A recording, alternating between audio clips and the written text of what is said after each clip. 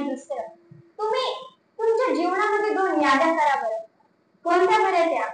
पहिली म्हणजे की आजपर्यंत प्रत्येक कर्मामध्ये, प्रत्येक कामामध्ये तुम्हाला कोणी मदत केली. आता लहान मुले आहेत, शाळेमध्ये पेन न्यायचं विसरलं असेल, कोणी पेन दाखवलं असेल, पुस्तक न्यायचं विसरलं असेल म्हणून कोणी पुस्तक दाखवलं असेल, डब्बा उशिरा आला असेल म्हणून कोणी डब्बा दिला असेल, किंवा एखादी अडचण निर्माण झाली असेल तर ती कोणीतरी तिचं काय म्हणतात सॉल्व्ह केली असेल, तर हे प्रत्येक आपल्याला आठवून की आपल्याला कोणी मदत केली. माझ्या अंदाजानुसार तुम्ही या वेळेस मात्र पेजभर नावं लिहू शकाल. आता दुसरी यादी करायची, ती म्हणजे तुम्ही कोणाला मदत केलीये, तुम्ही कोणाच्या कामी आलाय. आता माझ्या अंदाजानुसार तुम्ही 10 ते 15 पेक्षा नावं लिहूच शकणार नाही.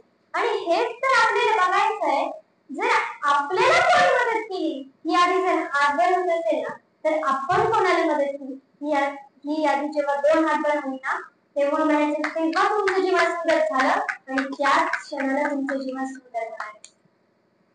हे आपण लक्षात घेतलं पाहिजे.